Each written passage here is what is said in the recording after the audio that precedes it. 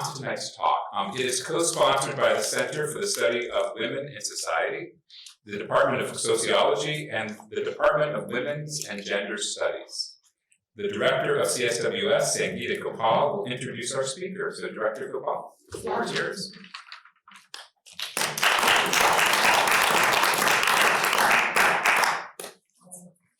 Thank you all for coming, and it gives me great pleasure to introduce Professor Arlene Stein, whose research lies at the intersection of gender, sexuality, culture, and politics, and whose 9 books elaborate on some of the most urgent questions of our time, from the 2018 title, Unbound, Transgender Men and the Transformation of Identity, where she documents the lives of 4 transgender men as they negotiate gender identity and practice gender dissidence in an era of resurgent conservative politics, even at great cost to themselves.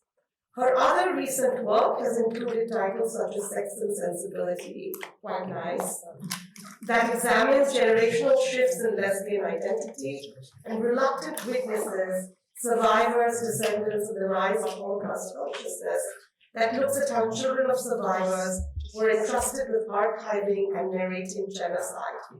Her work, in addition to its scholarly heft, is also a beacon of public-facing scholarship, a topic on which she has co-authored a book. One of the enduring affects of being a feminist today is to experience a sense of déjà vu. How come we're still fighting the same fights, and how indeed have past struggles prepared us for this one? Stein has a lot to teach us here, as her 2 decades-old research, published in The Stranger Next Door, which won a Ruth Benedict Prize. So this book that is being reissued now, and is one of the reasons why we were able to get Arlene to come and give a talk here for us. It's an ethnography of a Christian conservative campaign against lesbian gay rights, which explores clashing understandings of religion and sexuality in American culture. And the reissuance of this book reminds us that there are lessons to be learned as we prepare for these new struggles. As the Center for the Study of Women in Society gets ready to celebrate its 50th anniversary in 2023-24, in a year of events themed Feminist Futures, I look forward very much to what Professor Stein has to say about how persistence, survivance, and futurity are entangled as we confront an ever-emboldened right in the US state today. Thank you. And I look forward to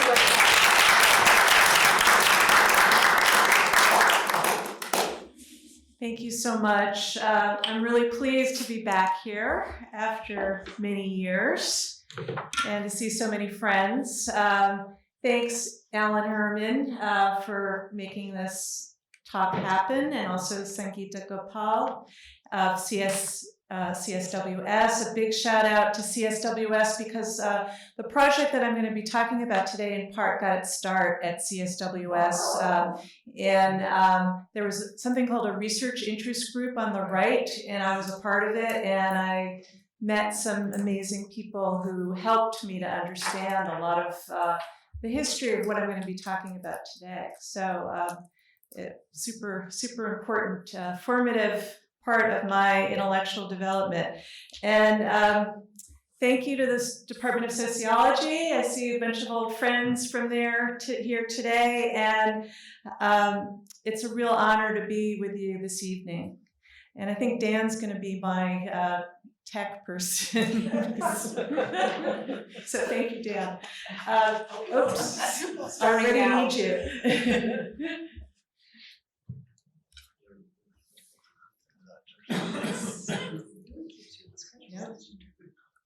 Okay.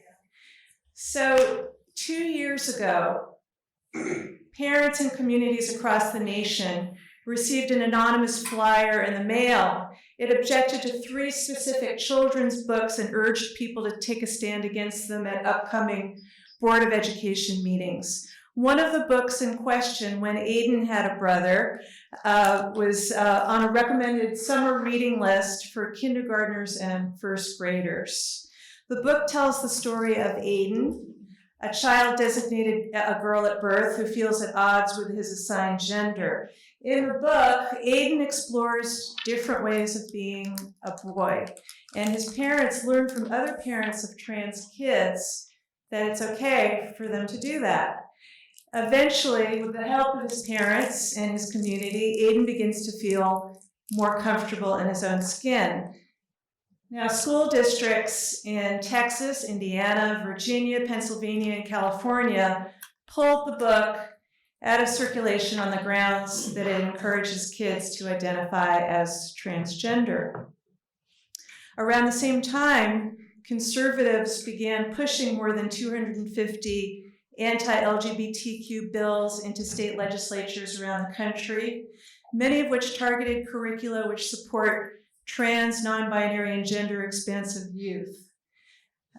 Florida passed the so-called Don't Say Gay bill, which I'm sure you've heard about, which limits instruction in gender and sexuality in K through 12 and enables parents to pull their kids out of counseling and health services and to sue schools for violating these standards.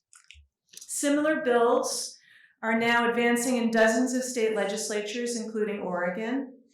They could eliminate books in the classroom that have LGBTQ characters or historical figures. They could weaken anti-discrimination laws, and they could prevent trans people from using public facilities. And they're coming for higher ed too. You may have heard that in Florida recently, Governor DeSantis is trying to engineer what is taught in public colleges, rooting out courses that offer a critical lens on race, gender, and sexuality, among other forms of inequality. So what is going on here? You may be asking yourself this question. I certainly am. And what I'm calling the gender wars began in 2016 with efforts to prevent transgender youth from using bathrooms associated with their gender identities. They proceeded to try to prohibit or criminalize gender affirmative health care, declaring that it's a form of child abuse. And they attempted to limit trans girls and women's access to sports teams under the guise of saving women's sports, which you can see up here. Here's a campaign flyer on the left from Minnesota. If you can't read it because the type is too small, I'll read it quickly. Her dreams of safety and respect shattered. Your 14-year-old daughter just lost her right to play on an all-girl team because a group of frightened adults think they know her gender better than she does. And now she may have to shower with cisgender men. So you can see that this is an attempt to inflame fears of trans people. It warns that recognizing trans kids will lead to co-ed bathrooms, destroy girls' sports, and even subject girls potentially to abuse by cisgender men. The sociologists Kristen Schilt and Laurel Westbrook call these kinds of campaigns penis panics. They rest on the assumption that girls' bathrooms, that gender differences are inviolable, they're innate, and that trans girls, for those of you who are familiar with the term, they're assigned male at birth, but who identify as girls. Trans girls are really boys, and they're no different from cisgender boys. Unfortunately, some of these campaigns have also attracted feminist support as well. And these are what we would call moral panics. They're designed to spread fear. They're designed to divide communities. And yet, in a supreme irony around this, saving girls' sports and women's sports campaign, many of the same people who are trying to save women's sports once fought vehemently against Title IX and against equity in terms of access to sports for girls and boys. The right-wing gender wars, as I'm calling them, attack trans rights in the name of defending the rights of parents. They claim that parents should have ultimate authority over what their kids are taught, what books they read, who they play sports with, and what pronouns they use. They question the very concept of gender, calling it gender ideology, which they see as an intrusion of so-called wokeness into schools. They seek to undermine the authority and motivations of health professionals who offer kids help in matters relating to gender expression, and they call upon government officials to side with parents against teachers, doctors, counselors, and other professionals. Those of you who've been around in Oregon for a while, some time, especially those who are old enough to remember the 90s or the early 90s, some of these campaigns should sound familiar. This evening, I'll talk about what's new and what's old about these conflicts and why we should care about them. Why is the right so concerned about kids being exposed to books like Aiden Has a Brother, whether teen girls can participate on sports teams? Really, trans people are a very, very small percentage of our population, and yes, yet they seem to have attracted an outsized amount of attention and panic from some circles. And what does this all have to do with democracy? The short version of my argument is that these are battles for knowledge and what kinds of information children and also adults should have access to. But they're also battles over the role that public institutions, particularly schools, should play in our society, and even whether we should have them at all. So that's what I'm going to be talking about this evening.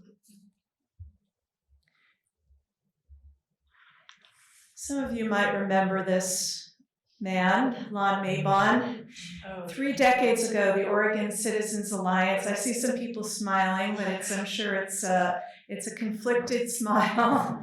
The Oregon Citizens Alliance, also known as the OCA, a Christian conservative group, sponsored a ballot initiative to try to amend the Oregon Constitution to prohibit legal protections against discrimination on the basis of sexual orientation. And you can see here the text of the ballot measure. It called upon the state to protect youth from exposure to so-called perverse behaviors and to act against the promotion of homosexuality. It would have defined homosexuality as a perverse practice along with pedophilia and sadism. And it reframed civil rights protections for LGBT people as special rights. Just curious, how many people remember that period here? Okay. I first heard about these ballot measures when I was in graduate school. I was living in San Francisco in the early 1990s, and this ballot measure came out, and I thought it seemed very far away and also kind of irrelevant.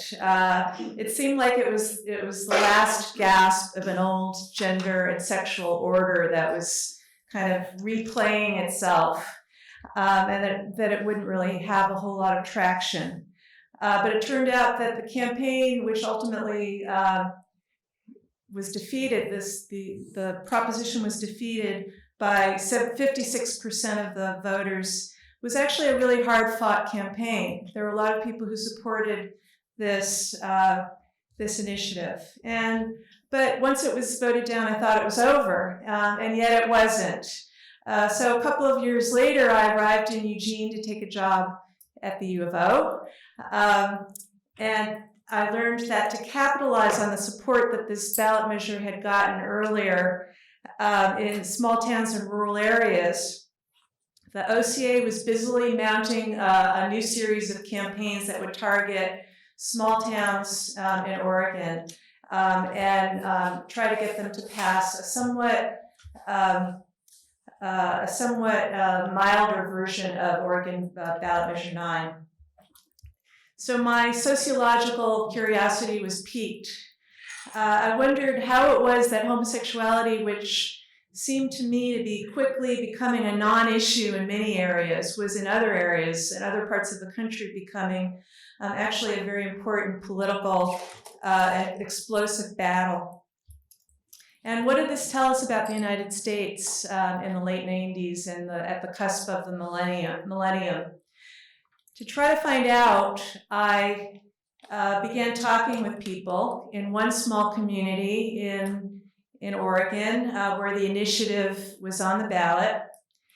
And I spoke with community leaders, pastors, teachers, timber workers, and anyone who would speak with me.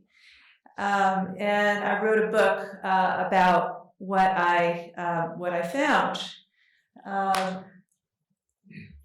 So here's a little shameless self-promotion. I apologize for that. So following the convention for sociologists and anthropologists to disguise the places where we do our field work, I called the town that I studied Timbertown. But when the Oregonian reviewed the book, they outed the town. So I can tell you that it was Cottage Grove, not too far away from here.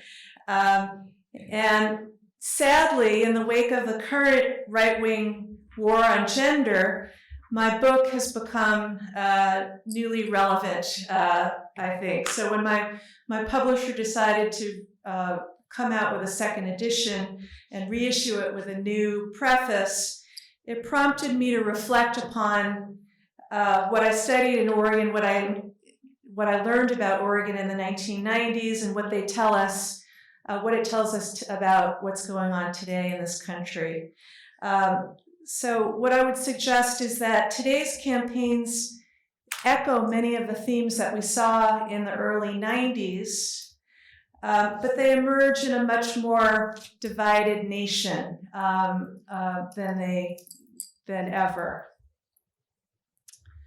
But when it comes to attitudes about gender and sexuality, it's not an evenly divided nation.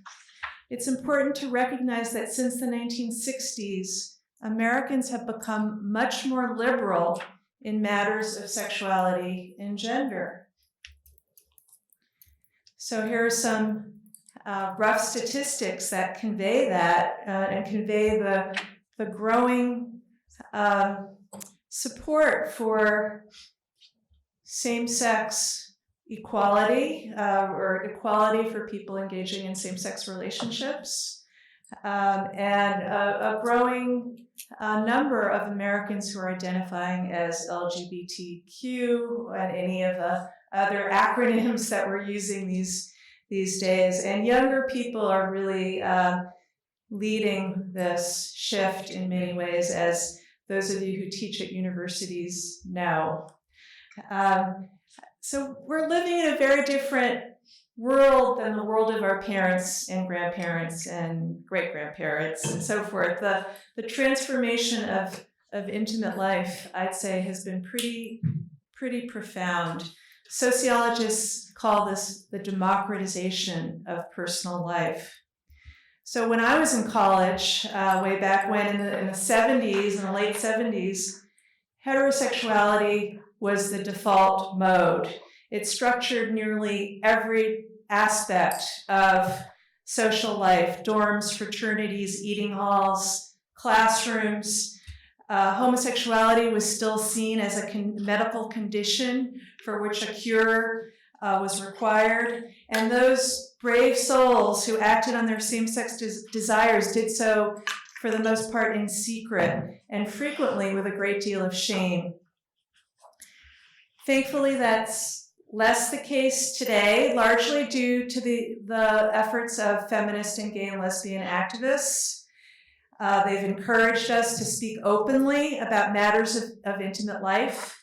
They argue that societies structure intimate relationships and arrangements, and because they structure them, they can restructure them and make them more egalitarian. So young people growing up today grow up knowing that we have a broader range of possible ways of living. And yet, of course, after the overturn of Roe v. Wade, we see how precarious these freedoms are increasingly. While researching my last book, Unbound, which was a study of transgender men, I met young people who were pushing the frontiers of gender and sexuality even further, continuing the project that feminists and gay liberation activists began nearly half a century earlier. They were questioning the belief that biology is destiny and fighting to adopt language, occupy spaces, and modify their bodies as they desired. And I think that intellectual work has played a really important role in this evolution. Since the early 70s, people have been busily working to create bodies of knowledge, and I've been a part of this as well, which place the lives of gay men, lesbians, bisexuals, trans people, and others in history and in society rather than relegating them to the shadows. And this work has really been important in bringing the diversity of gender and sexual expression out into the open. And of course the diversity has always existed, but now we are much more intimately familiar with it. Scholars work to incorporate these insights into university curricula, and these curricula save lives. I really believe that. They teach young adults struggling with their sexuality, with their gender identities, that they're not alone. They help straight and cisgender people understand and appreciate the complexity of the world around them. And of course, a parallel and connected movement has taken place in relation to critical studies of race. So knowledge is power. It can transform lives. It can unsettle norms. It can open up new possibilities for living. And that's one of the reasons education is or it's the main reason education is under attack today. A minority of Americans are threatened by the possibility that their kids may develop critical perspectives that will lead them to make choices that are different from their parents.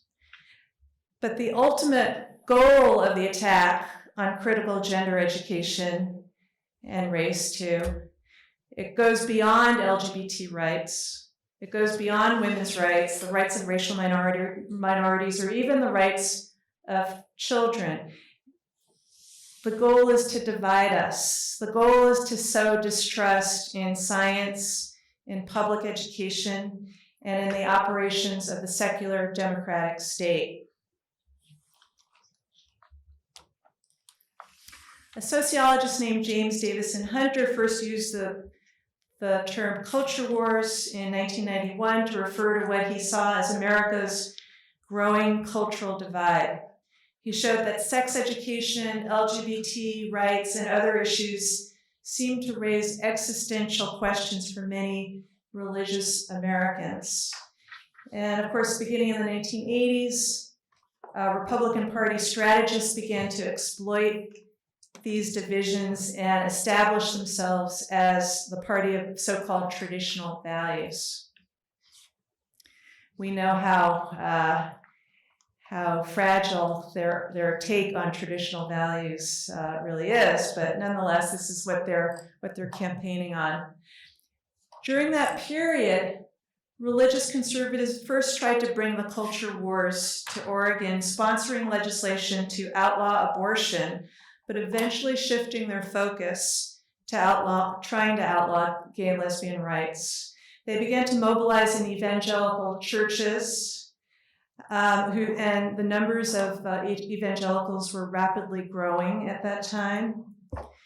When I began interviewing people in 1995, a number of people told me that the growing tolerance for gay and lesbian people was a sign that their values were under attack. Now, that wasn't particularly surprising, but what was surprising was the approval that these ballot measures had among those who weren't religious. who were the vast majority of the people who lived in Timbertown, Cottage Grove. And as many of you probably know, Oregon is among the most unchurched states in the country. It's has been for many years, somewhat less, religiously engaged. But nonetheless, these campaigns seem to attract a lot of people. So why was that? When I began to speak to people, I met some interesting folks, and one of them was someone I call Penny. She was a white single mother who recently lost her job as a nursing assistant. And when I interviewed her, when her unemployment benefits ran out, she had few other options. I can't afford avocados, she told me, but they're buying them like there's no tomorrow. Her resentment seemed to spill out in different directions, toward immigrants, people of color, arrogant city slickers, maybe like myself, and anyone else who seemed, to her at least, to work less, but to have more than she and her family did. The timber industry, as many of you know, was having a hard time during that period in the local economy in Cottage Grove. Many people were losing their jobs. It was a very difficult time for many people. And fewer people believed that they could rely on the government to support them in times of need. Though skeptical whether rolling back LGBT rights would do a whole lot to improve things, Penny was willing to see if it might. She believed that government was not on her side and was never going to be. As she saw it, working people were perpetually forced to struggle with no one to swoop in and save them, and she wanted to be damn sure that her hard-earned money didn't go to subsidize the profligate lifestyles of others, as she saw it. Many working people like Penny, who weren't particularly religious, had become convinced that gay lesbians were being granted special rights. They felt economically insecure. They feared, for very good reasons, that their kids would not be able to have the kinds of lives that they once enjoyed. They were convinced that there simply wasn't enough to go around, enough jobs, enough money, enough respect, recognition, you name it. I heard all of those complaints from folks I interviewed, and I heard sadness too, and a great deal of shame. So the people I met, struggling single mothers like Penny, displaced timber workers, Bible believers, projected upon queer people a variety of things they believed was wrong with society. Many of them had never even met gay or lesbian people, or at least they hadn't believed they had met any gay and lesbian people. So when a right-wing organization offered them a simple way to focus their anxieties by punishing certain people whom they believed were cutting in line in front of them, to use Arlie Hochschild's phrase, many people opted to take that opportunity to punish them. They believed they were doing it for their kids. So what I saw in Timbertown was a clash of cultures, to be sure, but it wasn't simply about religious beliefs. It was a battle over ideas and who gets to speak and be recognized. It was a battle between those who believed that the rights of minorities should be protected and those who believed that those protections threaten them. It was a battle between those who believed that the state could improve people's lives and those who did not.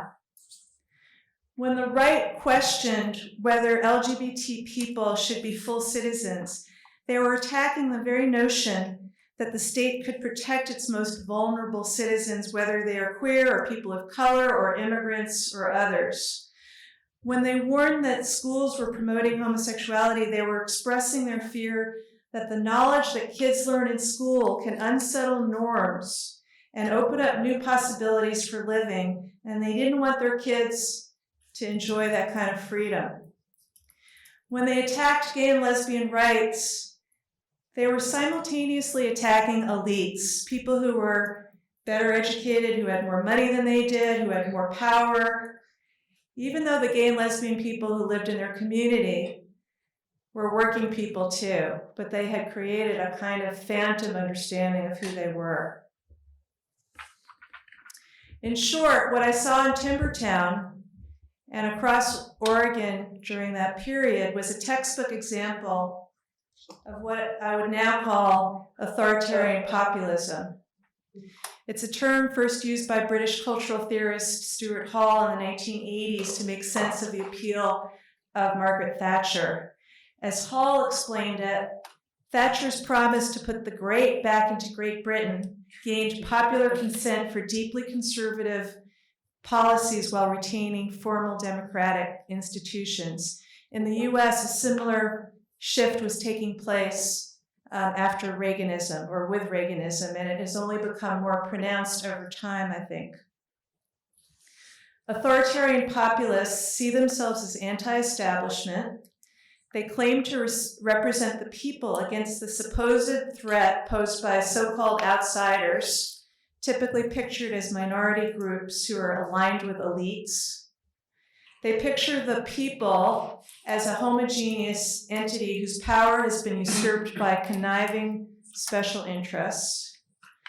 Authoritarian populist campaigns tap into some real concerns, but they do little to address the root of the problem.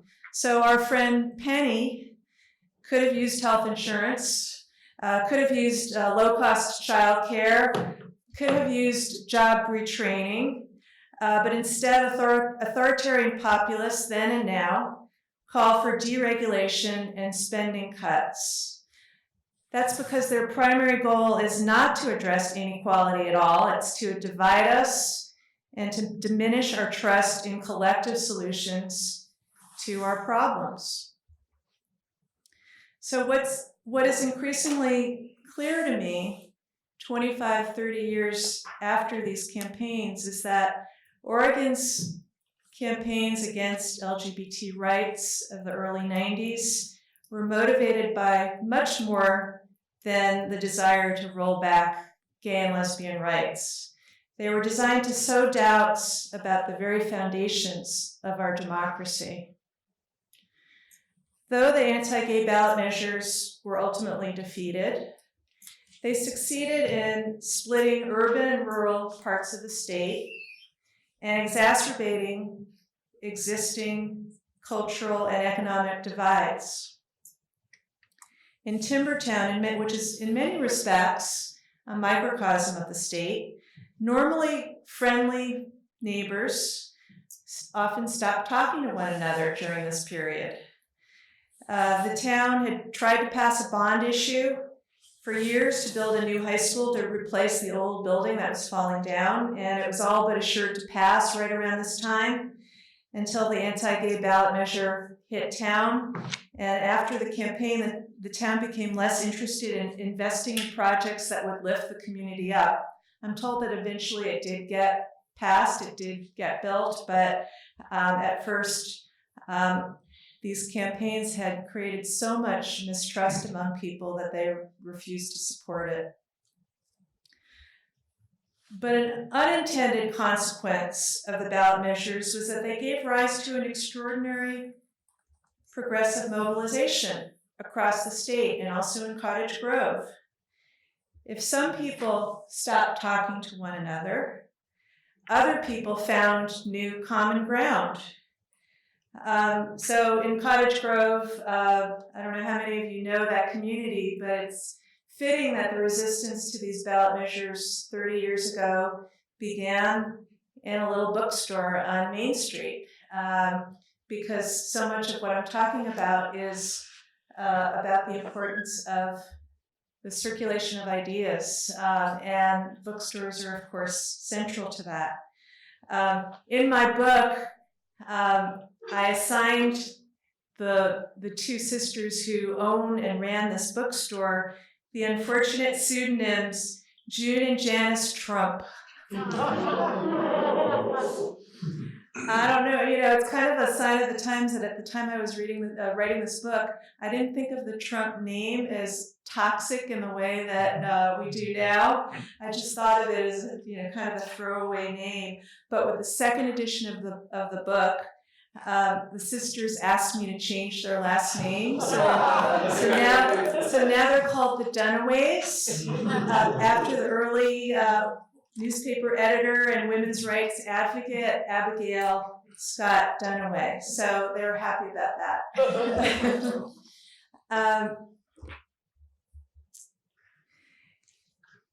To organize against ballot measure 9 and subsequent anti-gay ballot measures in the early 90s, progressive faith communities, gay and lesbian activists, people of color, straight allies, immigrant communities, and even many moderate Republicans, and that is one of the things that's really different from today.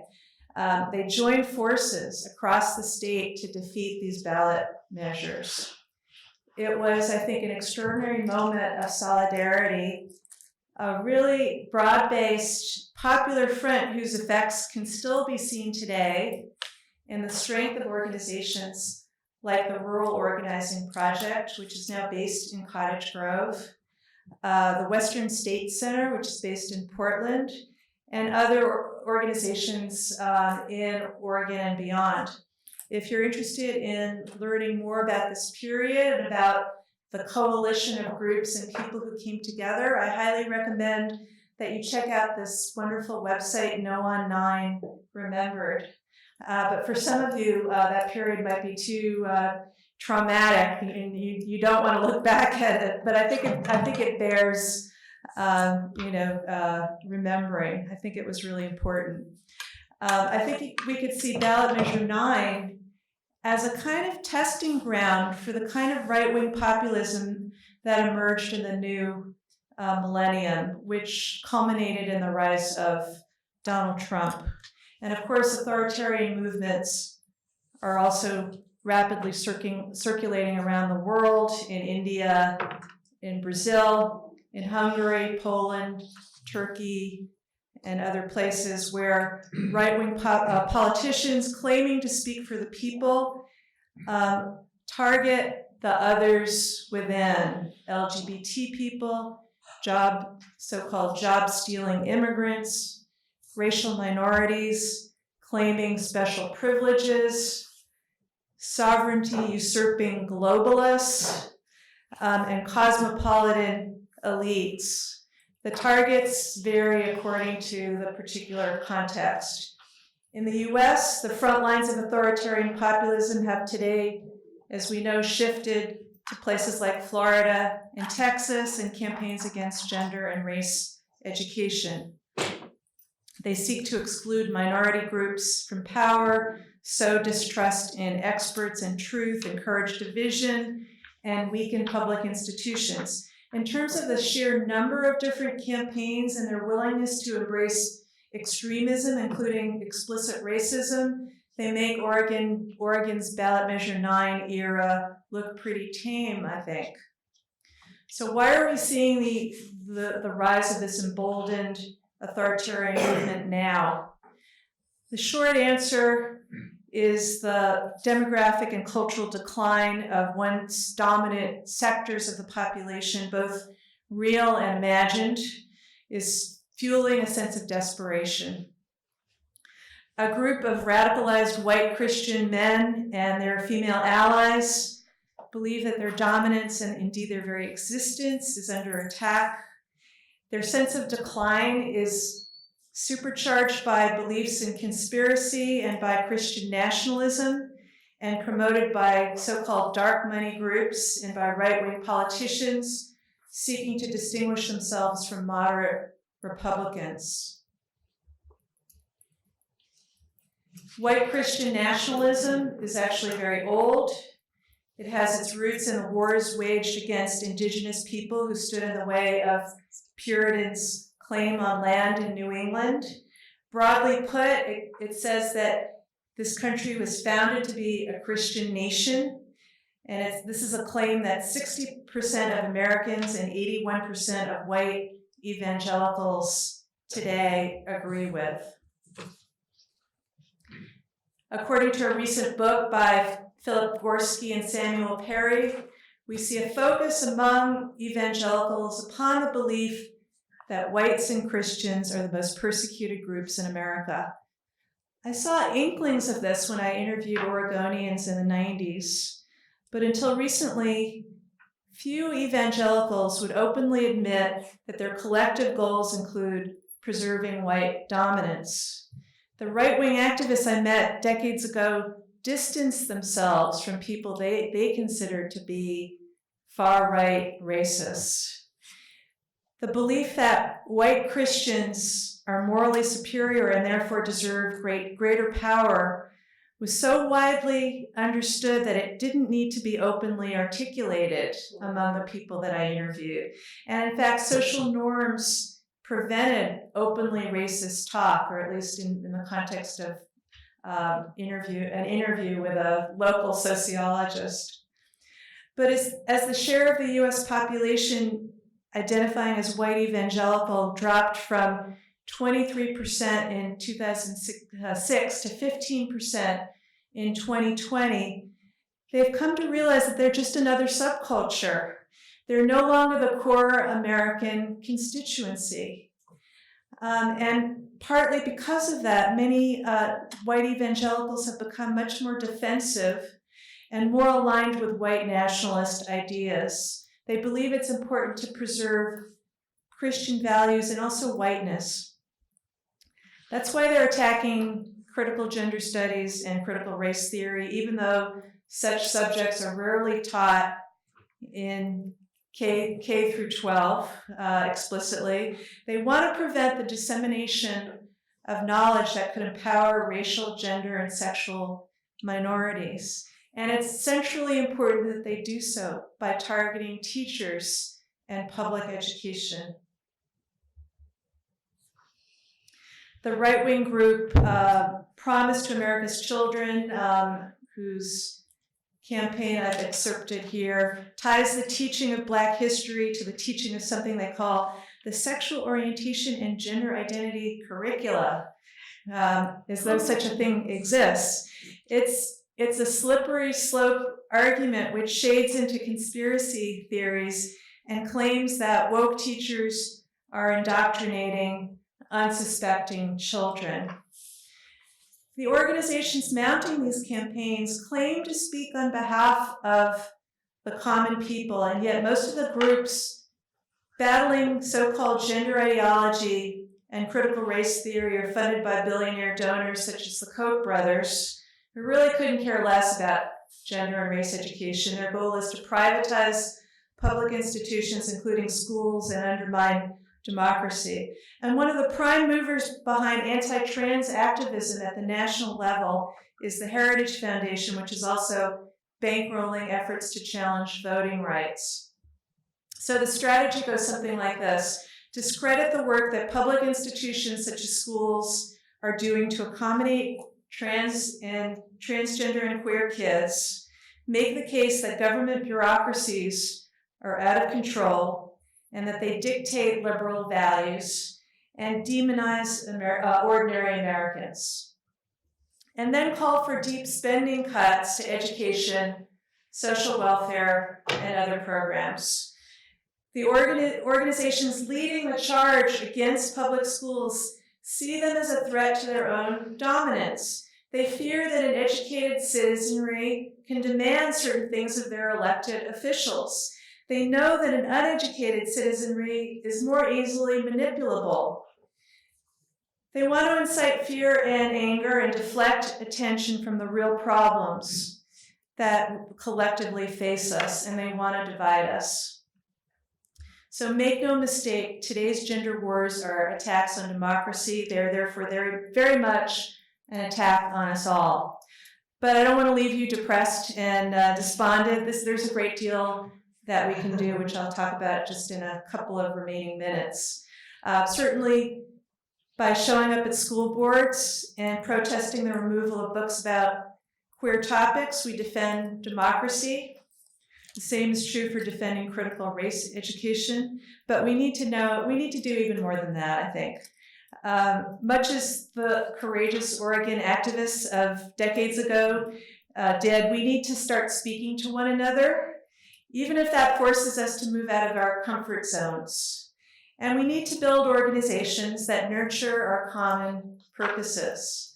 So the great political theorist Hannah Arendt noted that in the 20th century, totalitarian rulers were successful because they managed to destroy civic institutions.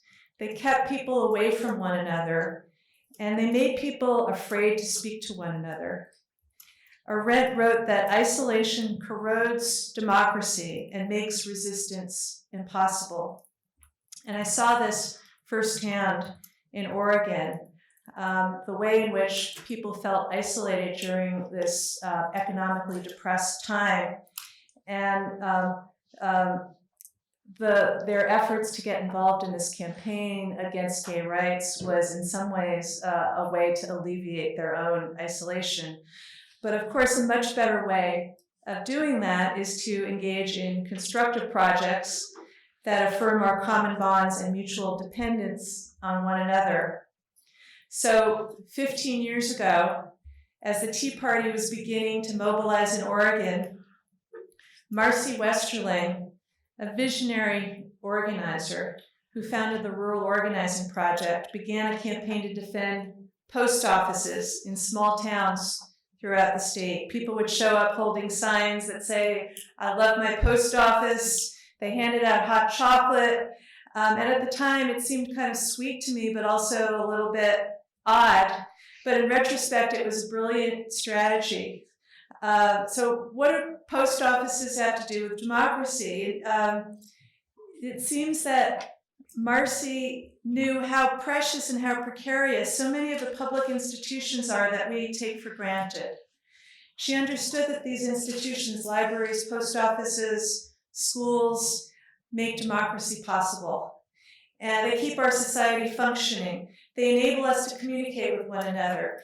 They protect us. They work to alleviate the isolation that comes with living in a big fragmented society. They bring us together and they put us into contact with one another. Fortunately, many of the grassroots organizations that were formed in the period of ballot measure 9 are still going strong. And new ones have formed. This is the Blackberry Pie Society in Cottage Grove. Basically just a bunch of neighbors who got together during the ballot measure 9 years. They encourage other neighbors to meet one another. They have an online presence, but they very much emphasize the importance of being together face to face. They mix fun and politics. They really do bake blackberry pies together. And you can see here that they encourage people to vote, and they have funny little bumper stickers, including bring back facts. They educate their neighbors about different issues, and they keep people alert and connected to one another. One of Blackberry Pie's goals is to support local immigrant communities. Here they are at the annual Bohemian Mining Days Parade with a local resident of Filipina heritage who's dressed as the Statue of Liberty. They handed out flyers opposing the cooperation of the local police force with immigration and customs enforcement. Maybe some of you know about this conflict. In my own community, Jersey City, which is a very different kind of place, a group of neighbors, mainly women, got together in the aftermath of the Trump election, calling themselves Nitty Gritty because they knit together, and they plan political actions, and they keep each other informed about what's going on. In closing, I would say that authoritarian populism feeds on cynicism and complacency.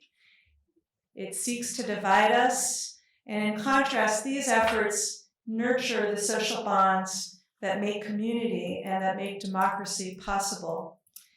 And they view the defense of democracy as part of a long game. If you're not part of an organization that is working to defend democracy, I urge you to join one or create one yourself. I believe that our collective future is very much at stake. And I'll end there, and thank you so much for listening.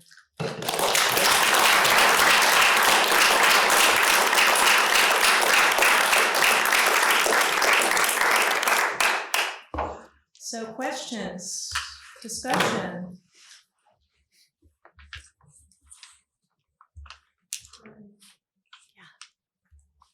Thank you so much. That was really enlivening, especially what you said at the end. You know, one of the challenges, it's so interesting to hear how your research at the time in a small community had members of both sides being neighbors, but a lot of urban demographers and geographers are showing that this is getting harder and harder. So we're really also living apart. So I'm just kind of wondering, like, how does one take that homogeneity on board, even in smaller communities like ours, where there's sort of like real zip code by zip code differentiation. Thank you for that question. So the question, I don't know if everyone heard it, is we're becoming more and more divided. We're becoming less and less familiar with our neighbors. Sorry, tell me the last part of your question. I mean, I guess the point is people of different political beliefs no longer live in the same okay. zip code. So we're geographic. Yeah. How do I form this association? Yeah. Well, small towns are different from larger towns and cities. I think in a small town, and I'm no expert. I grew up in New York, but I became a bit of an expert having spent a lot of time in Cottage Grove. But I wouldn't say that I'm deeply rooted in small town America. But in a place like Cottage Grove, you have to get along with your neighbors. You bump into people all the time, walking, down the street, on Main Street, in the market. So you don't really have the choice not to get along in a way that you can, I think, choose not to get along in a bigger place. So that's why these campaigns were so explosive in the 90s. All these people who normally, normally saw each other, as neighbors became political enemies. And I think it's dissipated over time. A lot of those hurt feelings have faded, but they could be instigated once again depending on the right conditions. Thanks. Yes. You didn't talk a lot about social media and how, in fact, we all talk to each other all the time, except we seem to talk to the people that think the same way we do. Mm-hmm. Yes. Do you think that's changed between Cottage Grove in the 1990s and Cottage Grove today?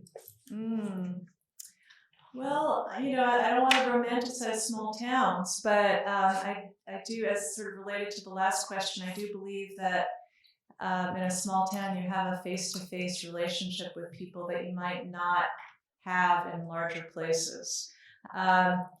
But it's still, we're so dependent on social media in all aspects of our lives, and you have to really fight against it in order not to succumb to it. And so in the Cottage Grove Blackberry Pie Society, it's expressly designed to bring people together, as I said, face to face. And they have a social media presence, but it's not a really central part of what they do. One of the things that I have been disappointed by are the numbers of friends of mine and students of mine who think that internet activism is enough, that they can just like certain campaigns on Facebook, and that is a form of social change, and I don't think it is. I think the face-to-face presence is really important. Not sure I answered your question entirely, but I do think the social media environment has changed things greatly. We have to fight against it to the extent that we can. That makes me sound really old-fashioned, I know. Yeah, Michael. Thank you, Arlene, for a wonderful talk, insightful. Got my mind thinking in a lot of different directions. Really appreciate the way you have woven some topics together here, and the way you really made it clear that this democratization of the intimate lives of people is under threat, and that you can then have this macro perspective to understand that that threat isn't just about rants by right wingers, but there's a power structure behind that. There's big money, dark money, that has a real interest in dissolving the kind of bonds of secular democratic government. And so I really like those threads you connected. And so and the part I guess I'd like to hear just your thoughts on, and I'm actually got an invitation I'm going to send you separately to comment on this. The significance of what this means for education, for our academic freedom, for our ability as instructors, educators, to really respond to the needs of students and the times, and to bring to bear knowledge, memory, and identity to discussions about what's real in our lives, in our history, in our society, and that's part of this threat, right? And that you really make that clear. I mean, and I don't think it's clear enough for enough people in our society right now to know that this fundamental piece of what made this democratization of private life possible is under threat. And it's partly academic freedom, freedom of teachers and educators to do this. So could you comment a little bit more on what we see going on in this recent wave of book bans and curriculum control by state governments and legislation, has parallels to the 90s, but it's more stark in some respects to our academic freedom as educators. Yeah, I mean, thank you for that. Even the people I spoke with 30 years ago in Cottage Grove, would occasionally register, kind of skepticism about some of the things that their kids learned in school. But they didn't really think that they had a right to ban certain things from the public sphere. And they, some of the Christian homeschool mothers certainly responded by taking their kids out of school. But for the most part, people respected teachers, and thought that even though, they didn't know exactly what their kids were learning in school, they thought their teachers knew best. They didn't feel empowered to try and either censor certain things or to get teachers fired. Today is a different story. There is a vilification of public school teachers that's going on throughout the country. And I think we haven't really seen its effects in higher ed yet, except a little bit in Florida, as I mentioned, in terms of what DeSantis is trying to do. But, I started speaking with an old friend of mine who's a sociologist in Germany, who's been working on these kinds of issues for quite a while. And she has been writing about the anti-gender movements in Europe, which have been very, very focused on higher ed and on women's studies programs in particular, and have successfully organized to stop women's studies from being taught. We certainly saw that in Hungary recently. I don't know if anybody followed those the events at Central European University. So it's always kind of surprised me, and I was, I suppose, happy that higher education didn't seem to be subjected to those kinds of campaigns. But I really do think that we're about to see that shift, and I think we have to be ready for it. Not to put you in a bad mood or anything, but you have to be alert to signs of students, I think, who come into class who have very strong opinions about some of the things that you teach, and who are willing to call you out on it or talk to their parents, potentially have their parents write letters to state legislators and so on and so forth. I think this is what we're going to be seeing a lot more of in the future, particularly in red states, but maybe even in places like Oregon or New Jersey, where I live. I'm not sure that answers your question, but I do think we need to be organized before these things become much more threatening, so that we know what to do when they do appear. So faculty unions are going to be really important in countering some of these threats, and simply talking to your colleagues, I think, is important too. If you came down from an alien planet and you saw these things at work, they would look like democracy at work. You're agitating, you're complaining, you're writing petitions. This is what I found frustrating at the ground level here. It's like that side is very organized and is using the very mechanisms that look like, ground level democracy, right? Yeah, it's a teacher. We can protest this, we can write petitions, we can do this, we can do that. So it's very complicated because the left now appears to be autocratic and dictating what to do, as opposed to like the fact that these conversations are grassroots, coming from parents, whereas the school is telling you what to do, right? So at some level, you call it populism, but on a day-to-day basis, it looks more like democracy, and its processes are being hijacked. Are you talking about the right? No, but these school, I was recently at one, these school discussions look like around a textbook in particular, not a textbook, one book in a kind of reading, encouraging reading thing that the local schools do. It's called O-Book, and the book had to be removed from it. Oregon Battle of the Books or whatever.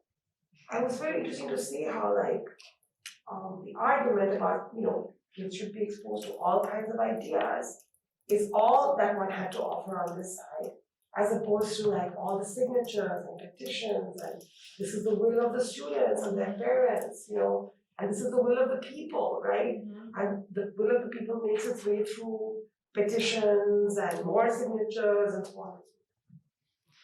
Well, I think the argument for expose them to all kinds of ideas seems like dictated. As opposed to we should have also shown up there with petitions. Yeah. They're not representing the will of the people. As I talked about at the beginning of my talk, this country has become much more liberal in terms of gender and sexuality and attitudes about sexual and gender diversity. The people who are arguing against discussions of gender diversity in schools are an unrepresentative minority of Americans, but they have very loud voices and they think that they're right, and they're being backed by a lot of money. But I really do think that they are a relatively small minority, but that doesn't mean that they can't do a lot of harm. They can. And they use those mechanisms, right? Like Moms for Liberty, right? To go and actually start make a campaign to ban books. Yeah. About Ruby Bridges. Yeah, and as I said, they want to encourage skepticism and fear of what goes on in public schools, in the classroom. And but it's interesting how the voice thing. I just noticed voice. Don't shut my voice down. Don't shut my voice down. This is what feminists were saying in the 60s, right? Don't shut my voice down. Let me speak, right? Is how these moms literally are. Are you trying to unvoice me? So it's very interesting how certain strategies that we associate with voice, personhood, subjectivity, democracy have been inhabited by,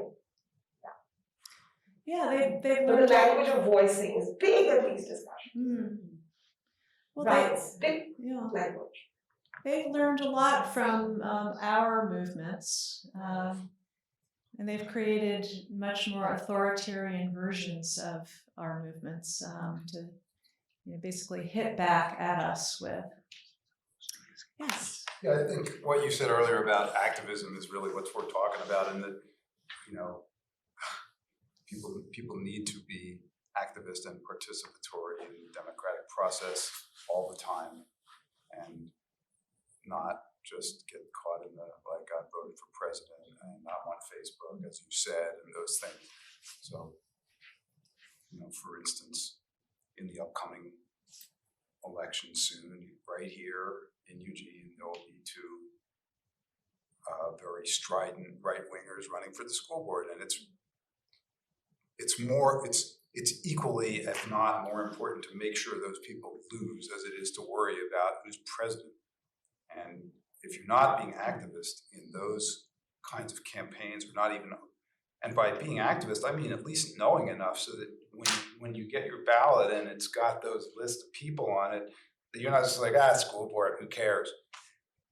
If you don't care, you're going to care later. So that's, being activist is really understanding what the democratic process is and that it goes top to bottom. And I just said that because I'm sitting next to the county commissioner who would have said that. But I believe it, so. Thank you. Yeah, I'm involved in one of these groups in Jersey City, and believe me, there are times that I wish that there wasn't a meeting to go to and I could just sit in front of the TV, and I feel guilty about it, but sometimes I force myself to go anyway. And in the end, I think, we do what we can do.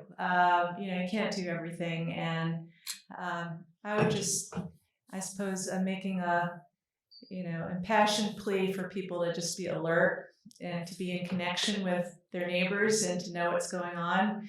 And so if, attacks do appear, attacks of various sorts, we're prepared. Because for me, one of the lessons of the Trump era was that we took a lot for granted. We took a kind of progress narrative in some ways, or I did, for granted, and I don't take it for granted anymore. Thanks. Yeah. Thank you for your talk. I'm curious to hear your thoughts on if you think there has been a shift from kind of this criticism of sexuality, like homosexuality being wrong, kind of earlier on, and towards kind of like gender expression. Now that seems to be where, at least in my head, where there's a lot of like conversations around like transphobia and these laws against transgender people. And I'm curious to hear if you think it's been kind of a shift away from kind of sexuality towards gender expression, and if this is just the next hurdle to get over. And at least in my head, it seems like conversations around sexuality have become more legitimate, right? Whereas like gender is now being questioned significantly. Yeah, absolutely. Most people know gay and lesbian people in their family or their friends, in part because of the movement to encourage people to come out. As I put up on the PowerPoint presentation, most Americans support same-sex marriage. Being a gay person or a lesbian person is not quite as exceptional as it used to be. It's not that big a deal, fortunately, for many of us. It still is a big deal for some of us, and I wouldn't say that homophobia is not a present threat. The attention has shifted to some extent to questions about gender expression, which isn't to say that questions of sexual identity aren't still a source of attention and anguish, and that a lot of younger people are still grappling with being different and being gay. But but many fewer Americans know trans people. It's still, something that is a little bit alien to most Americans. I think we're becoming more familiar with trans people as the trans movement has become much more visible. And we're developing facility with the new kinds of languages that are emerging through that movement. But it's still something that people are confused by, grappling with, and the right is taking advantage of that sense of confusion rather than, what we should be doing, which is educating people about the existence of gender diversity in our midst. They're trying to pick off certain populations and, make them examples. And, I understand people's confusion. I'm confused sometimes too, and I study this stuff and I know trans people and I'm friends with them, and it's a difficult, it's difficult to, understand someone else's reality, if you're not them. Yes, the attention has shifted to trans, but I think we're probably gonna see the emergence of some more gay campaigning and anti-lesbian campaigning as well. Sorry to be a voice of doom, but it's not all doom-filled, I hope. Any further questions? Yeah. Well, this may sound a little twisted, but when I was coming out and Amendment 2 happened in Colorado, which was similar to Measure 9, it forced my parents to have to deal with me being queer and politicize them. And people were talking about lesbian and gay folks, not yet about bi folks, unfortunately, but that was, to come. And so I'm just curious, I noted in your PowerPoint, and I want you to confirm if this is true, did some anti-trans, like the flyer or whatever it was, did it say cisgender male in the right-wing people's flyer? Okay. That's okay. Yeah, I thought that was interesting too, Right, that they and even so- use this term. Right, and so, of course it's horrible, and we do not want the most vulnerable folks, trans and non-binary folks who are already like taking it, getting it from all sides. That's not okay, but I'm also wondering if by doing these attacks, it is calling upon others to learn more, and frankly, anyone in this room, there are people in this room who I think have lived experience about this. But like, I have a friend who's a librarian, and the right wing, they were protesting drag story time at her library. And so she just came out, she's on the news in Oakland and everywhere as this sweet little librarian raging in support of non-binary folks and trans folks. And so then that's out in the news in Alameda and Oakland and wherever. So I'm just curious about that. Yeah, thank you. One of the unintended consequences of a lot of these campaigns is that they really educate people about difference. Not necessarily in a good way, but they, bring to the fore differences that already exist in our communities by targeting certain members of our communities. So we certainly saw that in relation to ballot measure 9, that all of a sudden people had some sense of who gay people were, and they were alert to the fact that there were gay people in their midst, when even in small towns and rural areas of Oregon and other places as well, when they might not have even known that there were gay people in their community. And over time, I think that's been a good thing. It's in some ways brought more people out into the open. But so a similar kind of process might happen in relation to trans too. that we have, the sort of dissemination of certain words like cisgender, etc., partly through the right-wing attacks. The problem is, in the short term, these attacks are really dangerous.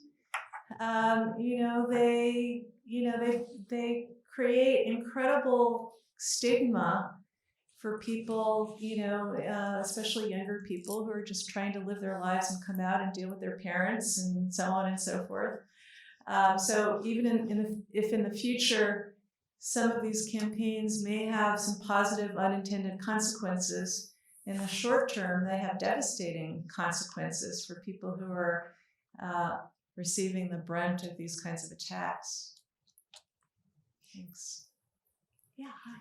Something you said earlier that I keep coming back to that I think is really important is really what's happening with queer and trans folks is their collateral damage in what is hopefully a last gasp at keeping late stage capitalism alive. So your comments about these fights are really leading towards, the end game is more privatization of things like healthcare, of housing, of public education, because it's easier to control and manage than who is in charge. So it's really a lot of it is, looking at certain human beings as expendable, as tools in achieving this end goal of being in control. And that's where, it's even dangerous when we talk about legislatures doing X, Y, and Z, because legislatures are not homogeneous.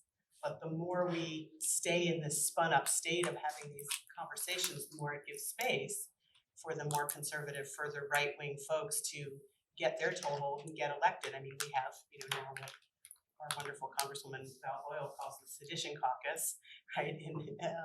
And that's just understood. People get what that is. And just a generation ago, there was no way you could have such. There's no way we could have had such a radically far-right, fundamentally anti-government faction of government.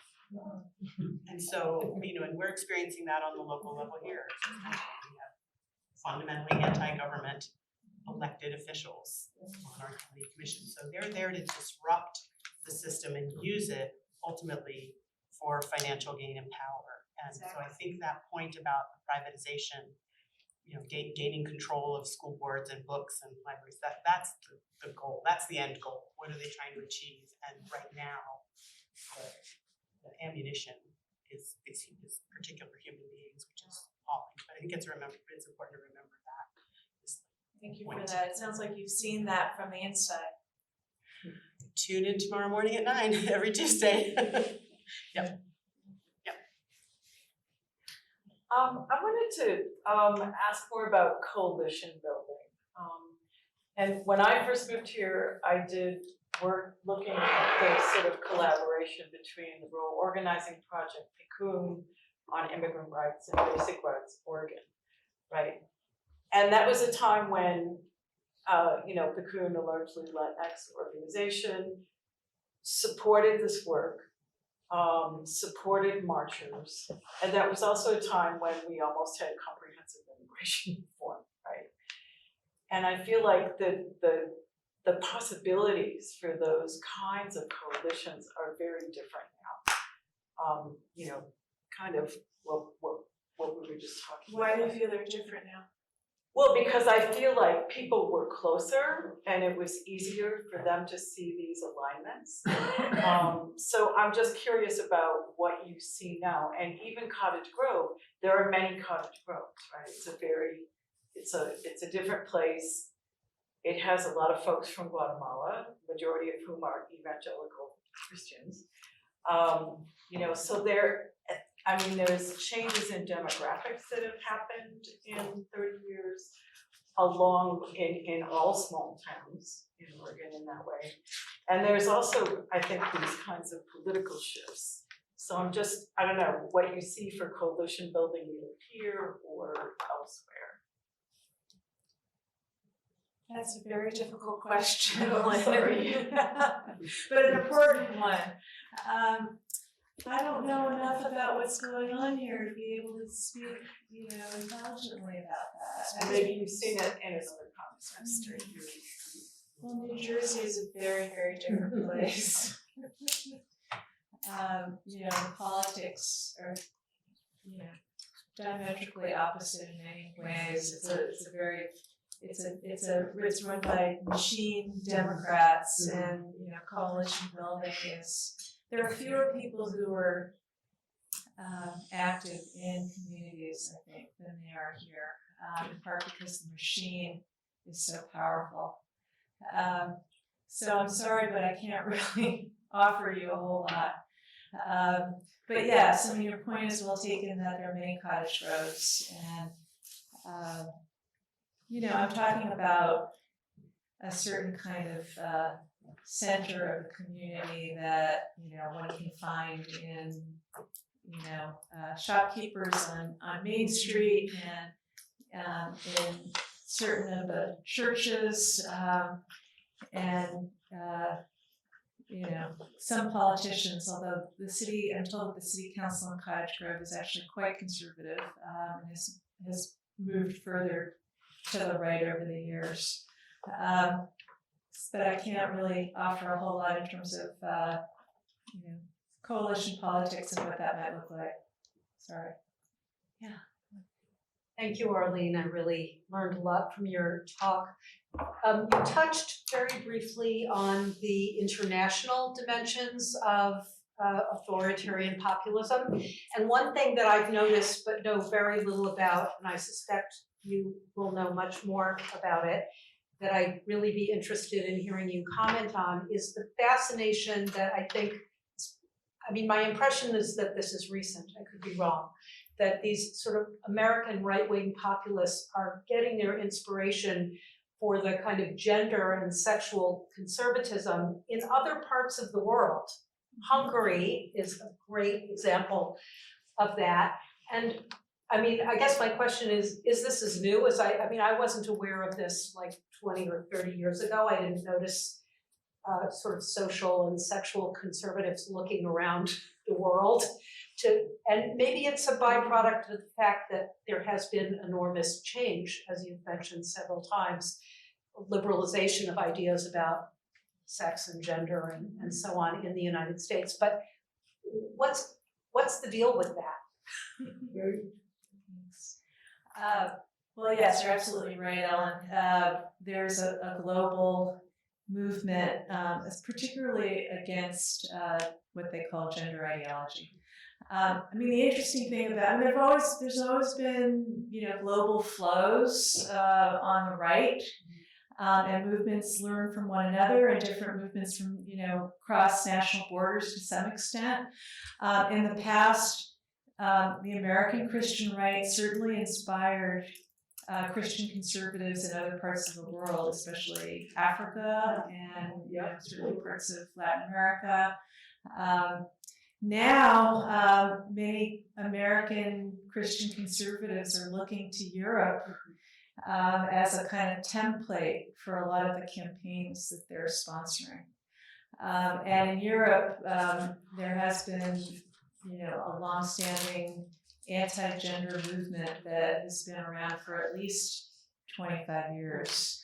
Originally emerging out of conservative Catholic organizations in Europe and in Latin America.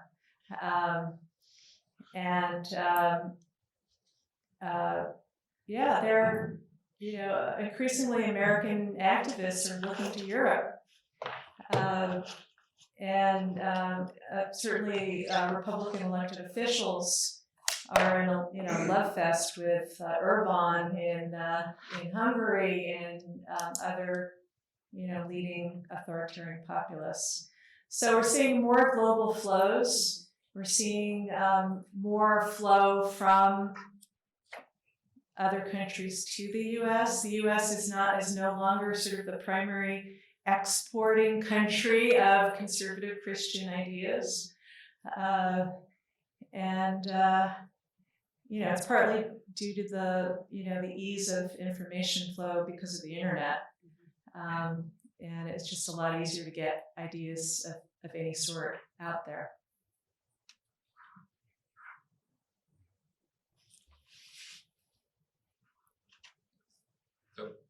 Anybody else? Thank you, Professor Yes. Stein, and yeah, come on down.